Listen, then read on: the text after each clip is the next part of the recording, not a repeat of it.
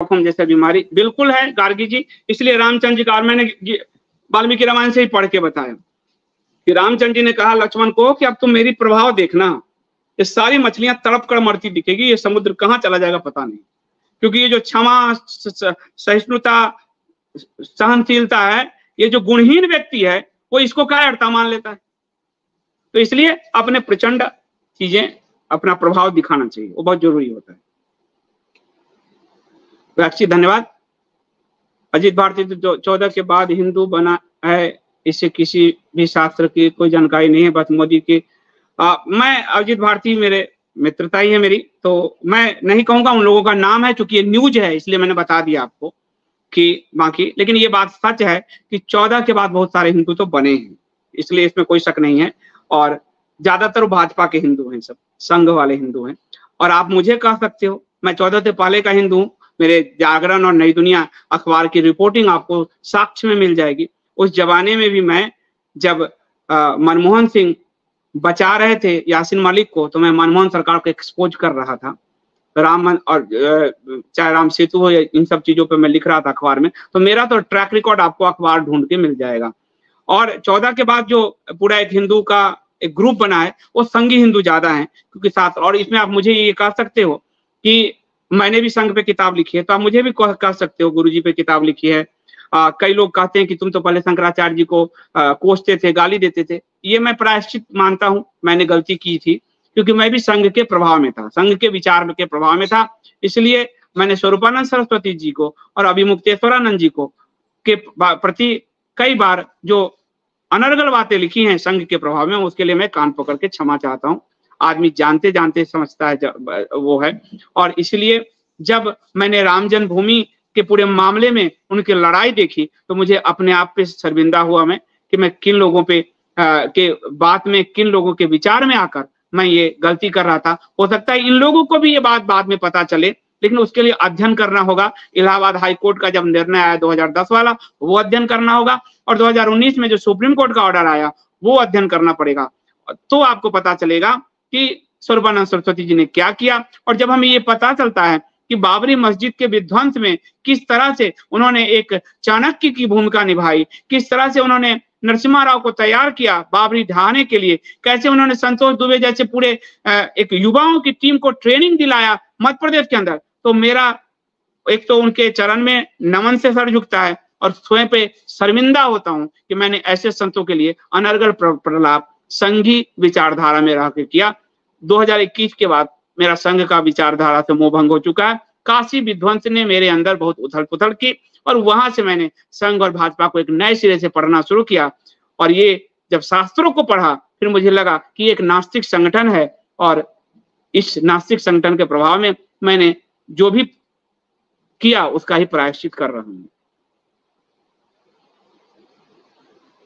श्रीनिवास जी, सही बात है, सरकारी यूट्यूबर्स को नहीं, वो लेसन नहीं सीख सकते, कभी नहीं सीख सकते, क्योंकि उसमें पूरा जो व्हाट्सएप ग्रुप है, आईटी सेल का व्हाट्सएप ग्रुप है, और खुद अमित शाह ने कहा 35 लाख से ऊपर व्हाट्सएप ग्रुप है। तो जब उसमें वीडियो शेयर होता है तो लोग क्लिक करके भी थोड़ा चला देते हैं, तो व्यूज मिल जाता है। और जब व्यूज मिलता है 1 लाख 2-3 लाख, तो फिर उससे पैसे मिलते हैं यूट्यूब से। और एक तरह से ये घुमाया हुआ रिश्वत, ऑर्गेनिक व्यूज में रिश्वत नहीं है। और ये जो आईटी सेल या कांग्रेस सेल, दोनों जो एक तरफ रवि अभिसार आदि कांग्रेस है, आप जैसे कांग्रेस का एक बड़ा चैनल है 4PM, वो आज सबसे टॉप पे है। तो वो कांग्रेस की ज्यादातर उनकी कई बातें, मैं भाजपा का विरोधी हूं, फिर भी मुझे लगता है कि अपच वाली बातें, बिल्कुल अपच बातें। और इधर आप देखेंगे भाजपा वाले जितने हैं, इनकी बातें भी अपच लगती है मुझे। तो मुझे तो दोनों ही मिलकर गाली देते हैं। लेकिन यदि आप सीधी सीधी सपाट पत्रकारिता करेंगे, तो ना आपको कांग्रेस प्रमोट करने जा रही है ना भाजपा, तो आपको स्वयं ऑर्गेनिक व्यूअरशिप के सहारे चलना पड़ेगा, जैसे इंडिया स्पीक्स डेली चलता है। लेकिन उससे शांति मिलती है, भरोसा, उसके लिए वितंडा नहीं करना पड़ता कि व्यूज बढ़ाएं, व्यूज से पैसा है, ये वितंडा नहीं करना पड़ता। तो इसलिए वो लोग नहीं छोड़ेंगे, वो चलते रहेंगे। शिप्रा मिश्रा जी, गाली गलौज नहीं करना चाहिए लोगों को। जो गाली करते हैं, इसका मतलब है उनके पास शब्दों की कमी है, सीधी सी बात है, ये शास्त्र कहते हैं। और मैं भी कई बार अब्बासी हिंदू, ये मैं जो आपको नेम कॉलिंग में यूज करता हूं, अब्बासी हिंदू करता हूं, सरकारी हिंदू करता हूँ, और ये मैं उन सबको करता हूँ जो गाली गलौज पे उतार आते हैं।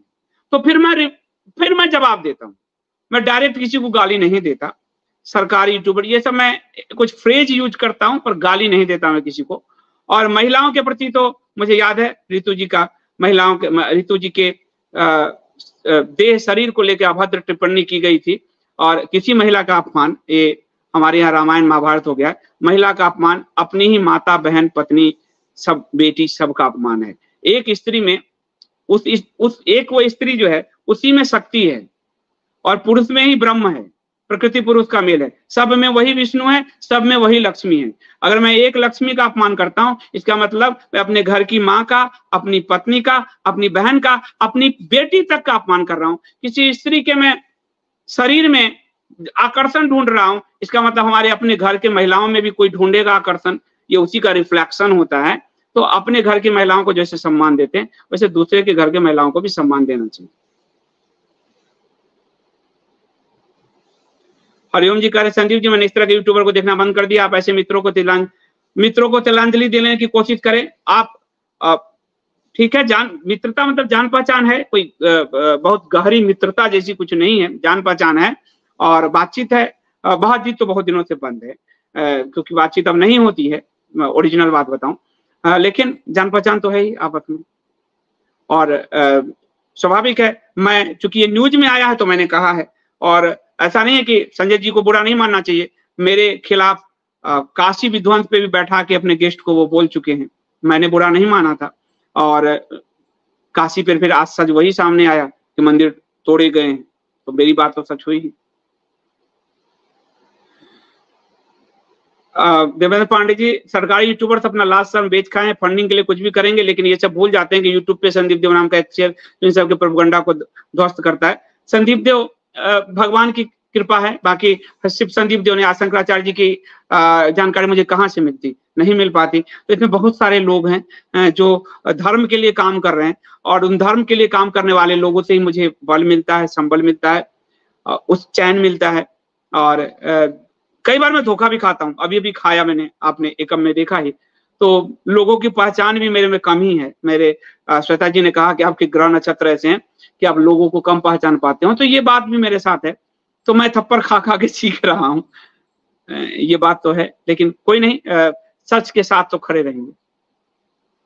संदीप सर ऐसे ही धर्म ध्वजा उठा के रखिए, पार्टी नेता लेफ्ट राइट सब मिट जाएंगे, अंत में धर्म ही बचेगा, नारायण वही को बचाएंगे। आईएसडीएन सदैव आपके साथ रहेंगे। Thank you Mayank ji, Mayank Bhardwaj ji. ISDN के बल पर ही मैं कुछ कर पाता हूँ, क्योंकि उनमें गहरे धर्म की प्रवृत्ति आ गई है, और इसलिए ऐसा नहीं है कि मैं आंख बंद रखता हूँ। मैं आपको बता देता हूँ, मेरे जो पार्टी से जो कुछ निकाल, पहले मेरे नहीं, अब तो मैं भी बाहर ही आ गया। तो कुछ लोग शंकराचार्य जी के पास गए, उन तक शिकायत पहुंचवाई मेरी कि पहले मैं उनकी या उनके गुरु जी की आलोचना करता था। शंकराचार्य जी ने बड़ी सुंदर बात कही, मेरे सामने कही कि मैं उन सबको जो कह दिया गया कि पहले संदीप शंकराचार्य को दूर से दिख रहे थे, आज नजदीक से दिख रहे। कितनी सुंदर बात एक लाइन में कह दी, ये बात उन्होंने कह दिया। फिर मेरी तो विचार में परिवर्तन आते रहते हैं, और ऐसा नहीं है कि मैं किसी को अंधा फॉलो करता हूँ, अंधा करता हूँ, पर कई बार मैं धोखा खा जाता हूँ, और ये धोखा खाना मेरी प्रवृत्ति बन गई है। तो यही जीवन है, क्या कर सकते हैं। शैल जी कह रहे मैं जेडी और अजीत भारती को बहुत फॉलो करती थी, पर काफी विध्वंस के बाद इन्होंने जो शंकराचार्य को गाली देना आरंभ किया, नित्यानंद मिश्र जैसे लोगों को बुला के, वो मैंने देखना ही बंद कर दिया। नित्यानंद मिश्र का भी, नित्यानंद मिश्र रामभद्राचार्य के शिष्य हैं। नित्यानंद मिश्र को मैंने, उनकी एक किताब है सुनाम, नाम को लेके, तो मैंने उनको कहा कि आपकी किताब ये बहुत लोग पूछते हैं, और नित्यानंद मिश्रा से मेरी जान पहचान है, क्योंकि वो ब्लूम्स के भी ऑथर थे और मैं भी ब्लूम्स का ऑथर था, मेरे बाद वो आए थे, परिचय इसलिए। तो नित्यानंद मिश्रा, तो मैंने इतना कहा कि सुनाम कहाँ मिलेगा, आया तो आप मुझे कपोत पे भेज दीजिए, मैं लोगों को उपलब्ध करा देता हूँ, जहां मिलेगा बता दीजिए। तो आपसे बिजनेस करना उचित रहेगा। मैंने कहा कौन सा बिजनेस? तो ये मैंने कहा पब्लिशर का दे दीजिए, मैं लोग मांग रहे इसलिए। आप मेरे गुरु को गाली देते। मैंने कहा कौन से गुरु? तो रामभद्राचार्य जी। मैंने कहा रामभद्राचार्य जी क्या कर रहे हैं? शंकराचार्यों को गाली दे रहे हैं। और रामभद्राचार्य जी ने यही तो, जो राम जन्मभूमि मामले में जो उनका झूठ है, यही तो मैंने सामने रखा, कोर्ट के फैसले से रखा, मैंने नहीं। और मैं तो कई बार मैं, आप सब जानते हैं, ओशो के कारण मुझे निग्रहाचार्य जी अब नहीं पसंद करते, बहुत ज्यादा गुस्सा में रहते हैं, पर ओशो से मैंने दीक्षा ली हुई है, तो मैं ओशो की इतनी आलोचना करता हूं। मैंने उनको कहा कि मैं तो ओशो की भी आलोचना करता हूं, ये अधिकार है मुझे। उपनिषद में जब छात्र स्नातक हो जाता है तो स्नातक के बाद आचार्य क्या करें कि जो कुछ भी श्रुति सम्मत है, जो मैंने तुम्हें ज्ञान दिया, उसमें जो कुछ भी श्रुति सम्मत है यानी वेद सम्मत है, उसे तुम ग्रहण करना, बाकी मेरा अहंकार मानकर छोड़ देना। तो हमारे तो उपनिषद अपने गुरुओं की आलोचना करने का कई बार अधिकार दे देते हैं। तो रामभद्राचार्य अगर गलत बोल रहे हैं तो उस पर आप टिके रहिए, मेरे गुरु मेरे गुरु। कल को अगर स्वामी मुक्तेश्वरानंद सरस्वती जी का कुछ अगर होगा गलत, तो मैं उनसे क्षमा मांग के कहूंगा कि शंकराचार्य जी ये गलत है। अभी मुझे निग्रहाचार्य जी कई बार लोग मुझे भेजते हैं कि वो मुझे कई बार मुझे कोसते हैं, पर मुझे लगता है ठीक ही कोसते हैं, क्योंकि वो उनको वो सब पसंद नहीं है। और उनको फिर जो है आपको दक्षिण में जो हमारे नित्यानंद स्वामी हैं, नित्यानंद स्वामी भी उनको पसंद नहीं है, और मैं नित्यानंद स्वामी जी के केस के हिसाब से सपोर्ट कर रहा हूँ, क्योंकि नित्यानंद स्वामी पर सरकार ने जो जो केस किए वो सब केस ढहते जा रहे हैं। जैसे गुजरात में बेटियों के अपहरण का मामला हो, अन्य जो 3-4 ब्लू कॉर्नर नोटिस का मामला हो, तो एक पत्रकार के नाते मेरा धर्म है, और पत्रकार के नाते रामभद्राचार्य जी अभी उनका बहुत कुछ अच्छा होगा तो मैं उनकी तारीफ करूंगा, क्योंकि पत्रकार किसी का नहीं होता। आज आप अच्छा कर रहे हो तो आपके साथ है, कल आप बुरा कर रहे हो आपके विरोध में। यही पत्रकारिता धर्म है, यही पत्रकारिता धर्म है। पत्रकार को नारद जी से नहीं तुलना करनी चाहिए। लोग नारद सम्मान ये संघ वाले देते हैं, लेकिन नारद जी तो बहुत ऋषि हैं, ज्ञानी हैं, लेकिन मुंह पर कह देने वाला वक्तव्य जो है वही पत्रकार है। ये इस तरह का नहीं है कि प्रोपगंडा चला रहे हैं। इस सब से जैसा अन्न वैसा मन। वो जो प्रोपगंडे के पैसा से मेरे घर में पैसा आएगा, उसी से भोजन मैं करूंगा, मेरी पत्नी करेगी, मेरे बच्चे करेंगे, मेरे पूरे संस्कार बिगड़ जाएंगे। मेरे घर में विष्णु मंत्र चलता है, विष्णु सहस्त्र नाम का जाप चलता है, तो मेरा पूरा घर दूषित हो जाएगा उस पैसे का, अन्न का अगर मैं ग्रहण करूंगा। तो मैं पाप पुण्य में विश्वास करने वाला हिंदू हूं, मैं गाय को माता मानने वाला हिंदू हूं, मैं पुनर्जन्म में विश्वास करने वाला हिंदू हूं। मैं इससे गलतियां हुई, अभी ही हुई। शंकराचार्य जी और उनके जो गुरु को मैंने कहा आपको तो उसके लिए मैं क्षमा मांगा है प्लेटफॉर्म पे। तो या अभी कल को नरेंद्र मोदी की अभी ही मैंने तारीफ की कि उन्होंने शंकराचार्य जी के चरण स्पर्श किए। जो जैसा रहेगा वैसा बताऊंगा, उसमें मैं आपको कोई लाग लपेट मेरा नहीं रहेगा। मैं किसी का ना मेरा कोई ये जन्मा अकेला था, मरूंगा अकेला, बीच की ये यात्रा चल रही है। मैं किसी के प्रति कोई राग द्वेष मेरे अंदर नहीं है। मैं बहुत धोखा खाया हूं, बहुत धोखा खाया हूं, लेकिन राग द्वेष मेरे अंदर नहीं है किसी के प्रति। मैं सच बता रहा हूं। ओम प्रकाश जी कह रहे हैं संदीप जी कल के लाइव में बहुत सी बातें क्लियर कर दी, अब उन बातों का कोई महत्व नहीं रह गया। सिरे से आप केजीए पर अपने लेखन के कार्य में लगे, जैसे हम सब। हाँ ओम प्रकाश जी, वो हो गया, एक चैप्टर था वो बंद हो गया। जीवन में चैप्टर खुलते हैं बंद होते हैं, परीक्षा में फेल भी तो हम होते हैं। और मैं कोई टॉपर रहा नहीं, हमेशा सेकंड डिवीजन छात्र रहा हूँ, हमेशा सेकंड डिवीजन छात्र रहा हूँ। तो सेकंड डिवीजन छात्र मंद बुद्धि तो होता ही, आप मुझे मंद बुद्धि मान लो थोड़ा, और क्या कह सकते हैं। और शैलजी जी का मैंने नहीं लिया, देख लो। अयोध्या रिविजिटेड पुस्तक उपलब्ध हो सकता है सत्यनारायण जी, या अमरदीप उपलब्ध कराएंगे किशोर कुणाल की। अविनाश दुबे जी, सर आपने जो एक बार जो एक ब्रिटिश डैम इंजीनियर की कहानी सुनाई थी, उसके मदद के लिए श्री राम जी और लक्ष्मण जी ने उनकी मदद करने आए थे, वो कौन से वीडियो में कहा, क्योंकि वो वीडियो नहीं मिल रहा। वो वीडियो अमरदीप JWSD पे होगा। आपको JWSD पे धर्म के हिस्से जो शुरू में बोलता हूं मैं, काट करके डालते हैं, तो जर्नी विद संदीप देव पे आपको वो मिल जाएगा, थंबनेल में है। श्याल जी कह रहे हैं शिव जी के लिए शंकराचार्यों को तक को गाली पड़ी, मोदी को सही ठहराने और हमारे धर्म सम्राट को गाली पड़ी, सच में कलयुग है। JDP नित्यानंद मिश्र बोले कि शंकराचार्य मुझसे 7-8 गए तो नहीं। कमाल है। नित्यानंद मिश्र मैं संस्कृत बहुत अच्छे जानते हैं, नो डाउट, पर कहां शंकराचार्य जी के सामने संस्कृत का, जो रामभद्राचार्य जी के झूठ को सच मानता हो उसके संस्कृत का कोई मतलब नहीं। मंडन मिश्र के घर पर तोता और तोती भी संस्कृत में शास्त्रार्थ करते थे, पानी भरने वाली भी संस्कृत में शास्त्रार्थ करती थी, और जो खेत में काम करने वाले थे वो भी संस्कृत में शास्त्रार्थ करते थे। तो क्या इसका मतलब वो सब शंकराचार्य हो जाएंगे? आज जैसे अंग्रेजी वाले टॉप क्लास बने उस तरह वो संस्कृत की स्थिति थी, तो क्या वो शंकराचार्य हो जाएंगे? एक बार स्वामी राम आए, उसकी कथा है, और स्वामी राम की पुस्तक है मेरे पास, कभी आपको बताऊंगा, जो हिमालयन संतों के साथ उन्होंने गुजारा है समय और अनुभव, जो अध्यात्म का अनुभव। तो काशी गए, तो काशी में तो प्रकांड पंडित, तो उन्होंने जब बताया धर्म का अपने अनुभव स्वामी राम ने, तो काशी के पंडितों ने कहा संस्कृत आता है तुम्हें? तो बोले नहीं, तो मजाक उड़ा दिया। तो स्वामी राम ने लिखा है कि जो देश एक भाषा में जकड़ के रह गया फिर कैसे प्रगति करेगा। फिर वो हिमालय जाते हैं और हिमालय में संतों के साथ वो रहते हैं, और संतों के साथ जो अनुभव है, जो आदि शंकराचार्य ने परकाया प्रवेश अमरुक राजा अमरुक के शरीर में गए हैं, वो अप्रत्यक्ष आंखों से स्वामी राम ने अभी हिमालय में देखा हुआ इस सदी में। वो उनके साथ रहे। ये मैं नहीं कर रहा हूं संस्कृत का अपमान, मैं ये नहीं कर सकता, लेकिन सिर्फ एक भाषा को जानने वाला विद्वान हो जाएगा तो मंडन मिश्र के तोता शायद नित्यानंद मिश्र से ज्यादा अच्छा संस्कृत बोलते थे।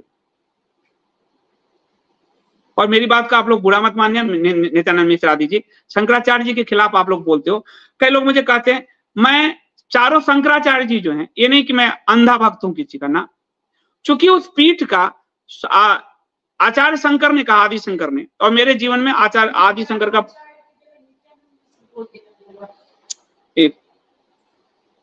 तो वो जो है जो मैं भूल गया, कुछ पीछे से पत्नी बोल गई, कुछ भूल गया मैं। तो चलो दूसरा प्रश्न ले लो। अभी मुक्तेश्वरानंद जी के खिलाफ मुहिम रुकना चाहिए, योग्य है। योगी जी ने मुकदमा वापस लिया, बधाई। ट्रोल कुछ पढ़े लिखे, कुछ ज्यादा योग्य भी दुकान खोलकर बैठे हैं। सही बात। हाँ, मैं कह रहा था कि आदि शंकर ने कहा है कि ये जो चारों पीठ पर बैठे हैं उनमें तुम मुझे जानो, इसलिए पीठ का सम्मान। हो सकता है कोई ज्यादा योग्य है, कोई कम योग्य है, हो सकता है उम्र के हिसाब से, अनुभव के हिसाब से, ज्ञान के हिसाब से, लेकिन शंकराचार्य जो एक बना कर गए कि जो बैठा है उसमें तुम मुझे जानो, तो आदि शंकर को मैं कैसे इग्नोर मतलब हम इग्नोर कर। आप गाली जो दे रहे हो आदि शंकर को दे रहे हो, क्योंकि 2500 साल की गुरु शिष्य परंपरा है। इस्लाम 4 खलीफा के बाद खलीफा खत्म हो गए। बुद्ध में गुरु 25वें बुद्ध सिद्धार्थ गौतम बुद्ध हुए, उसके बाद कोई नहीं हुए 25 में। उसके बाद आपके जैन में 24 तीर्थंकर हुए, फिर कोई नहीं है। सिख में 10 गुरु हुए, फिर कोई नहीं है। पर आदि शंकर 2500 साल से कंटिन्यू हो रहे हैं। ये तो वर्ल्ड की धरोहर है, उसको संभालने की जरूरत है। नहीं विश्वास करते हो लेकिन गाली मत दीजिए, मत करिए विश्वास, कोई बात नहीं, लेकिन गाली तो मत दीजिए। कहीं पर नाम में अगर हो गया होगा तो ओशो और नित्यानंद स्वामी जी के कारण मुझे निग्रहाचार्य जी कोसते हैं, और वो ठीक कोसते हैं, मैं उनकी कोई बुराई नहीं कर रहा। उनका काम है निग्रह करना, समाज में निग्रह करना, तो मुझे कोस सकते हैं, वो संत हैं। मैं पत्रकार हूं, फिर भी अपना धर्म निभाता रहूंगा। ओशो में जो अच्छा है वो अच्छा कहूंगा, बुरा जो है वो बुरा कहूंगा। और जो नित्यानंद स्वामी हैं उनको मैं केस में जो बड़ी होंगे तो उनके पक्ष में बोलूंगा, जो कभी वो धर्म के विरोध में खड़े होंगे तो उनके विरोध में बोलूंगा। तो सबके अपने अपने काम। नित्यानंद मिश्र वो हैं जो रामभद्राचार्य के शिष्य हैं, यूट्यूब है उनका, अच्छे लेखक भी हैं वो, और जो कहते हैं कि मैं शंकराचार्य से शास्त्रार्थ मुझसे शंकराचार्य जी करें। शास्त्रार्थ हमेशा समान लोगों में होता है, आप शंकराचार्य जी के समान नहीं हैं। शंकराचार्य जी के, जब शंकराचार्य जी के जो लोग योग्य नहीं होते उनसे अपने शिष्यों को भेज देते थे शास्त्रार्थ के लिए।